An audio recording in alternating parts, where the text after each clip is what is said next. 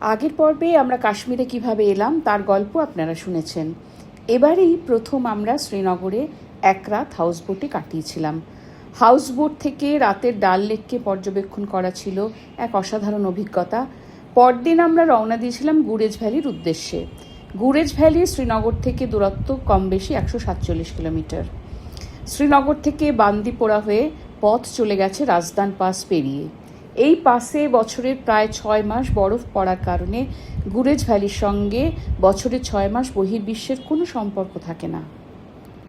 সকাল ঠিক 8:30টায় ডাল লেকের 9 নম্বর ঘাট থেকে মোজাম্মেল ভাইয়ের স্করপিও গাড়িতে আমরা 3 জনে চড়ে বসলাম। মোজাম্মেলের বাড়ি বান্দিপোরায়। ও সকাল 6টায় বাড়ি থেকে বেরিয়ে ঠিক 2.5 ঘন্টায় ডাল লেকে আমাদের নিতে চলে এসেছে। আমাদের রাস্তায় যথাক্রমে মানসবল লেক, উলার লেক, বান্দিপোরা, পীর বাবার মাজার, রাজদান পাস পেরিয়ে দাওয়ার পৌঁছতে বিকেল হবার কথা। শ্রীনগর থেকে 30 কিলোমিটার দূরে গান্দেরবল জেলায় মানসবল লেকে আমরা সকাল 10টার কিছু আগে গিয়ে পৌঁছলাম। চারপাশে পাহাড় বেষ্টিত লেকটি দেখতে অসাধারণ সুন্দর। এটি ভারতের গভীরতম লেকগুলির মধ্যে অন্যতম। জনপ্রতি 20 টাকার টিকিট কেটে একটি সুন্দর উদ্যানের মধ্যে দিয়ে আমরা লেকে প্রবেশ করলাম। লেকের বিপরীত পাহাড়ের গায়ে জেকে ট্যুরিজমের হোটেল রয়েছে দেখলাম। লেকের জলে বোটিংয়েরও ব্যবস্থা আছে, কিন্তু আমাদের হাতে বেশি সময় না থাকায় আমরা বোটিং করিনি। লেকের পাড়ে দাঁড়িয়ে সামনের দিকে তাকিয়ে চোখ জুড়িয়ে গেল। 1895 সালে ব্রিটিশ লেখক স্যার ওয়াল্টার লরেন্স গুরেজ ভ্যালিকে বর্ণনা করেছিলেন one of the most beautiful scenes in all of Kashmir, যেখানে খনিজ জলে পরিপূর্ণ কিষানগঙ্গা নদী বয়ে চলেছে পাহাড় বিদীর্ণ করে। তাঁর বইতে উনি ভবিষ্যৎবাণী করেছিলেন যে এই জায়গা একদিন কাশ্মীরের অন্যতম ট্যুরিস্ট গন্তব্যস্থল হয়ে উঠবে। তারপর 1947 সালে স্বাধীনতার সময় কাশ্মীর ভাগ হয়ে ভারতের দিকে পড়ল গুরেজ ভ্যালি, আর পাকিস্তানের দিকে পড়ল নীলম ভ্যালি। পাকিস্তানের দিকে প্রবাহিত নীলম নদী ভারতে এসে নাম হলো কিষানগঙ্গা। লাইন অফ কন্ট্রোলের কাছাকাছি হওয়ায় স্বাধীনতার পর দীর্ঘ 60 বছর বাইরের মানুষের এখানে প্রবেশে নিষেধাজ্ঞা ছিল। মানসবল লেক থেকে গাড়ি ছেড়ে 15 থেকে 20 মিনিটের মধ্যে আমরা আরেকটি লেকের ধারে উপস্থিত হলাম, সেটা হলো উলহার হ্রদ। আর শুনে আশ্চর্য হলাম যে এটা হলো এশিয়ার দ্বিতীয় বৃহত্তম মিঠা জলের লেক। এই লেকটি বান্দিপোরা জেলায়। এটার ব্যাপ্তি 200 স্কোয়ার কিলোমিটার। এখানে ঢুকতেও 20 টাকার টিকিট কাটতে হয়েছিল।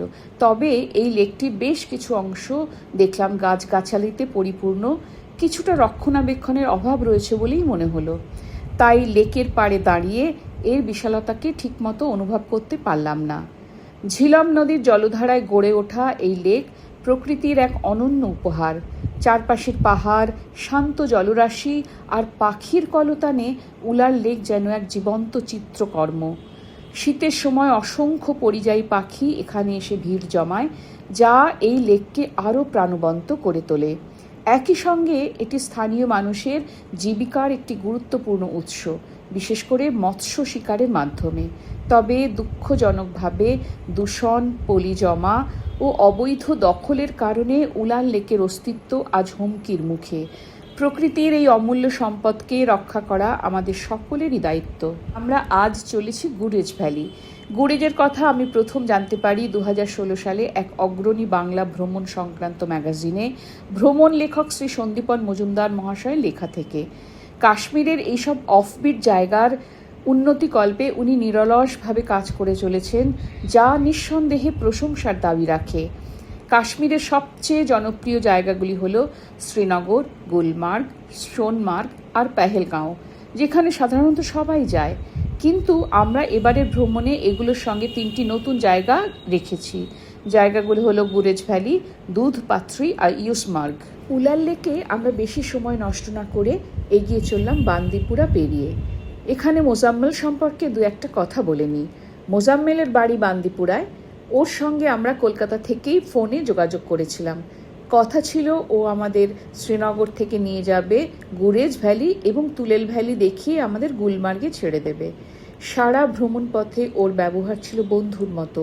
ওর ফোন নাম্বার ডেসক্রিপশন বক্সে দেওয়া রইল, কারো প্রয়োজন লাগলে নিশ্চিন্তে যোগাযোগ করে নেবেন। পথে বান্দিপুরায় নিজের বাড়ির সামনে গাড়ি দাঁড় করিয়ে মোজাম্মেল একটা ব্যাগ গাড়ির পেছনে তুলে নিল। ব্যাগে কি আছে জিজ্ঞাসা করাতে ও শুধু একটু মুচকি।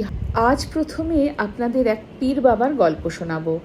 জনশ্রুতি আছে পাকিস্তানের মালসার প্রদেশ থেকে এসে 1933 সালে পীর বাবা পাক অধিকৃত কাশ্মীরের ডারমুটে এক গুহায় বসবাস শুরু করেন।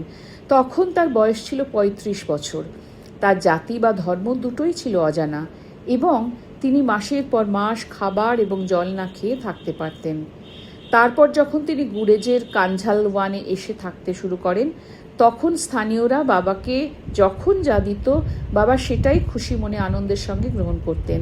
স্থানীয়রা বাবাকে সন্ত বলে মনে করতেন এবং আদর করে ডাকতেন নাঙ্গা বাবা বলে। তারপর 1940 সালে বাবা রাজদান পাসে থাকাকালীন ফেব্রুয়ারি মাসে সাংঘাতিক বরফ পড়ার কারণে মাত্রাতিরিক্ত ঠান্ডায় বাবা রাজদান পাসেই দেহ রাখেন।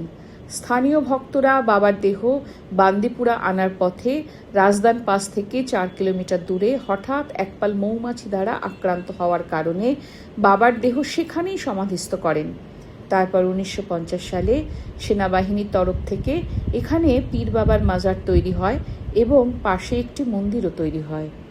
বান্দিপুরা থেকে 40 কিলোমিটার পেরিয়ে প্রায় 1.25 ঘন্টায় আমরা এসে পৌঁছলাম ট্রাক বলে। এখানকার সেনা ছাউনিতে প্রথম আমাদের আধার কার্ড নথিভুক্ত হলো। তারপর এ পথে এরকম চেকিং অনেকবার হয়েছে। প্রত্যেকের আধার কার্ড সঙ্গে রাখা এই পথে বাধ্যতামূলক। ট্রাকবল থেকে পথ উঠে গেছে সোজা উপরের দিকে 29 কিলোমিটার দূরে রাজদান পাস পর্যন্ত। রাজদান পাসের 4 কিলোমিটার আগে পীর বাবার মাজারে আমাদের গাড়ি এসে থামলো। মাজারে ঢোকার মুখে ছোট ছোট পোলের ওপর বিভিন্ন রঙের কাপড়ের পতাকা আমাদের বরণ করে নিল। আমরা ভক্তিপূর্ণ মন নিয়ে মাজারে প্রবেশ করলাম। এক পাশের মন্দিরে বিভিন্ন দেবদেবীর ছবি রয়েছে, আর একদিকে রয়েছে পীর বাবার মাজার। এখানে সেনাবাহিনীর একটি চৌকি রয়েছে। যিনি এখন দায়িত্বে আছেন তার সঙ্গে আলাপ হলো। উনি উত্তরাখণ্ডের লোক। বললেন এখানে সপ্তাহে 2 দিন নিরামিষ খাবার প্রচলন আছে। চারিদিকে তখন ঝকঝকে রোদ। দূরের ন্যাড়া পাহাড় দিয়ে রাস্তা চলে গিয়েছে রাজদান পাসের দিকে। এখান থেকে একদিকে দেখা যায় বরফ বেষ্টিত হরমুখ শৃঙ্গ, আর একদিকে দেখা যায় বহু দূরে অবস্থিত বান্দিপুরা শহর। সেনাবাহিনীর ছেলেটি আমাদের কপালের তিলক কেটে দিল আর হাতে দিল বাবার প্রসাদ নকুলদানা। আমরা আবার ভক্তি ভরে প্রণাম করে রাজদান পাসের দিকে রওনা দিলাম। পীর বাবার মাজার থেকে যাত্রা শুরু করে আমরা আরও উপরের দিকে উঠতে লাগলাম। আর মাত্র 4 থেকে 5 কিলোমিটার গিয়ে আমরা রাজদান পাসে উঠে এলাম। রাজদান পাস হলো কাশ্মীরের একটি গুরুত্বপূর্ণ পাহাড়ি গিরিপথ। এটি প্রায় 3500 মিটার উচ্চতায় অবস্থিত এবং গুরেজ উপত্যকার সঙ্গে কাশ্মীর উপত্যকার সংযোগ স্থাপন করে। এই গিরিপথটি বিশেষ কৌশলগত ও প্রাকৃতিক সৌন্দর্যের জন্য পরিচিত। রাজদান পাস মূলত বান্দিপুরা জেলায় অবস্থিত এবং এটি গুরেজ উপত্যকার প্রধান প্রবেশ দ্বার হিসেবে কাজ করে। শীতকালে প্রচুর তুষারপাতের কারণে এই পথ প্রায় বন্ধ হয়ে যায়। ফলে গুরেজ উপত্যকা দীর্ঘ সময়ের জন্য বিচ্ছিন্ন হয়ে পড়ে। গ্রীষ্মকালে বরফ গলে গেলে এই পথ আবার চলাচলের জন্য উন্মুক্ত হয় এবং পর্যটকদের জন্য আকর্ষণীয় গন্তব্য হয়ে ওঠে।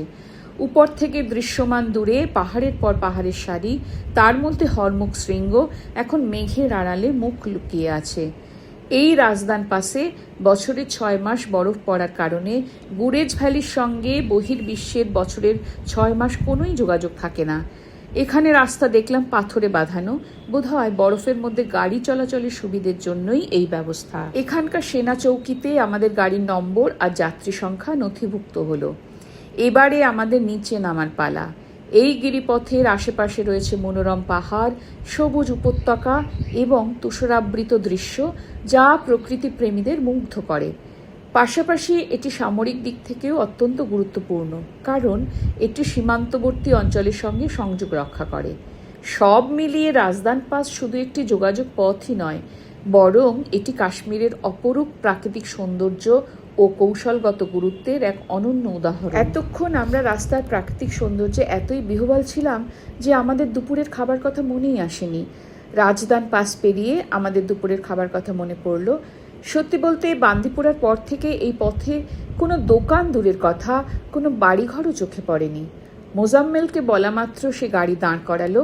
আমরা দেখলাম জায়গাটা একটা পাহাড়ের গায়ে কার্নিশের মতো, চারপাশটা খুবই নির্জন, দূরে দূরে ঢেউ খেলানো পাহাড়ের সারি। আমরা 4 জন গাড়ি থেকে নামলাম। মোজাম্মেল গাড়ি থেকে সেই ব্যাগটা নামালো যেটা সে বান্দিপুরায় ওর বাড়ি থেকে নিয়ে এসেছিল। ব্যাগ থেকে বেরোলো চিকেন কষা আর তন্দুরি রুটি। ও সকালে বউকে দিয়ে রান্না করিয়ে রেখেছে আমাদের খাওয়াবে বলে। ও ভালো করেই জানে এই রাস্তায় খাবার পাওয়া খুব মুশকিল। ওর ব্যবহারে আমরা নির্বাক হয়ে গেলাম। আমাদের খাওয়ার জন্যেই ও খাবার তৈরি করে এনেছে। সঙ্গে এটা অবশ্যই বলা দরকার যে বিনিময়ে ও কিছু টাকা পয়সা দাবি করেনি। আমাদের খাওয়ার জায়গাটা ছিল অসাধারণ। ঠিক বিপরীতে দূরে বিশাল ন্যাড়া পাহাড়টার নিচে ঘন পাইন বন, ওটাই গুরেজ উপত্যকা। আমাদের এতদিনের স্বপ্ন আর কিছু পরে সার্থকতার রূপ পাবে। আমরা গুরেজ ভ্যালিতে প্রবেশ করব, এটা ভেবেই সবার মন আনন্দে নেচে উঠল। আমরা অবাক হয়ে সেই পথের দিকে চেয়ে রইলাম।